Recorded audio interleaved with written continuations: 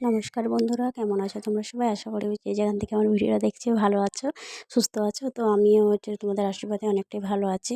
তো আমার বড়োদেরকে প্রণাম আর ছোটোদেরকে ভালোবাসা জানিয়ে আমার ভিডিওটা শুরু করছি।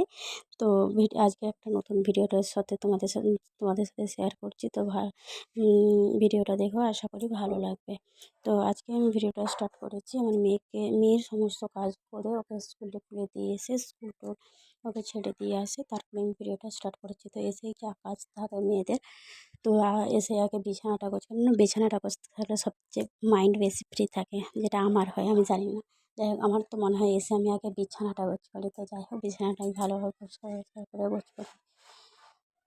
গোছ করে দিচ্ছি, করে নিয়েছি। তো তারপরে আজকে হচ্ছে বিছানাটা গোছ করে দিই। আজকে সিঁড়িটা ভাবনা একটু নোংরা হয়েছে, তো প্রায়ই করা হয়। তো তারপরে দেখলাম যে আজকে সিঁড়িটা একটু ভালো করে মুছে দিচ্ছি, পরিষ্কার পরিচ্ছন্ন করে নিচ্ছি।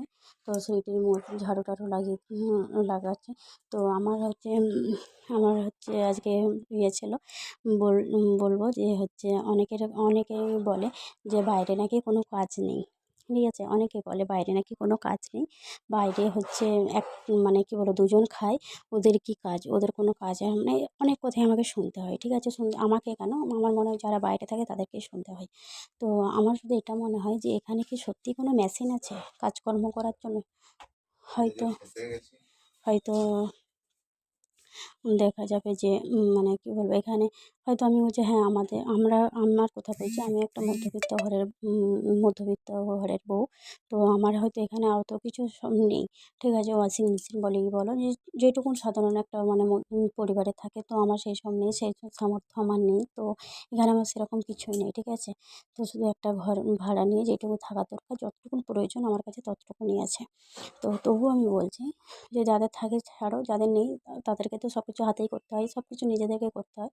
তো তারপরে অনেকের কথা শুনতে হয় যে মেশিন থাকলেও, আমি ভাবছি মেশিন কি নিজে থেকেই সব কিছু করে দেয়? আমার মনে হয়, কারণ সেখানেও তো টাইম দিতে হয়, সেখানে তো তার সাথে লাগতে হয় না। ভাবছি মেশিনে মানে ওয়াশিং মেশিন আছে মানে কাপড় জামা তার ভিতরে ঢুকিয়ে দিলে সে কাজ মানে একদম ছাদে চলে যাবে নাকি মিলতে। তো আমার মনে হয় যে দেশের মানুষগুলো এরকমই ভাবে।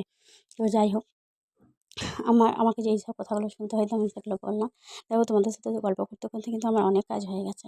ঠিক আছে, আমি একদম স্নান টান করে ঠাকুরকে পুজো টুজো করে একদম পুরো মানে কি বলবো, ঠাকুরকে পুজো করার যে এনার্জিটা আমার না খুব ভালো লাগে। আমি পুরো আগে মানে কাজ টাজ কমপ্লিট করার পর স্নান করে আমি ঠাকুরকে আগে পুজো দিই। ঠিক আছে, সেটা আমার সবচেয়ে বেশি ভালো লাগে।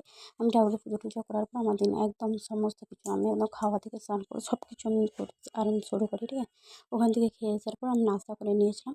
তো নাস্তা টাস্তা করে নিয়েছে। ওর বাবা বললো আজকে আমি আনতে যাবো মেয়েকে, তো তাহলে তো আমার একটু চাপটা একটু কম হলো। তো তাই জন্য আমি কী করলাম, রান্না করলাম। যেহেতু ও চলে আসবে, তো এসার আগে 12টার মধ্যে আমাকে রান্নাটা কমপ্লিট করতে হয়।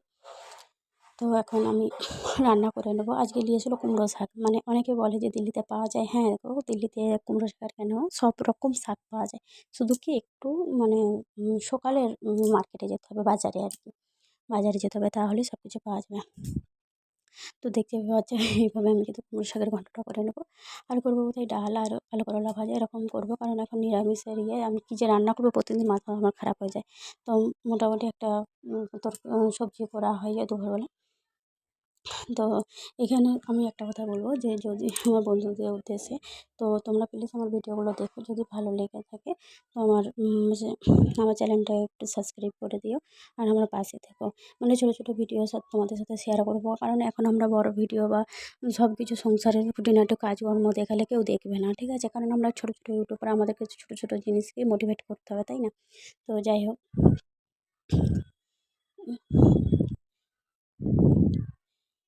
এইভাবে কিন্তু বিকেলটা হয়ে গেল, কারণ খাওয়া দাওয়া করে পরে মেয়েকে টিউশনি আরে দিয়ে এসে আমি আমার নিজের কাজটা করি। তো আমার এখানে কাজের মধ্যে একটা কথা বলি, তো যে কোনো মেয়ে তো মানে সব মেয়েদের কথাই আমি বলছি, উম, মানে কি বলো, দিদি বোন মা কাকিমাদের কিছু করো তোমরা। ঠিক আছে, মানে তোমাদের মধ্যে কোনো না কোনো তো প্রতিভা আছে। ঠিক আছে, সে মানে কেউ হয়তো কোনো কিছু কাজের প্রতি ইনভলভ হয়, দেখবে একটা নিজে কিছু কাজ করে দেখো, তার যে মানে একটা এনার্জি বা মানে কি বলবো, প্রচুর মানে তোমরা একটা এনার্জিটিভিটি পাবে যে হ্যাঁ আমি নিজে কিছু একটা করি। মানে সত্যি কথা বলতে আমার আমার যেটা মনে হয়, তো আমি মানে কি বলবো, আমি নিজের জেদেই বলতে গেলে আমি সেলাই কাজটা শিখেছি।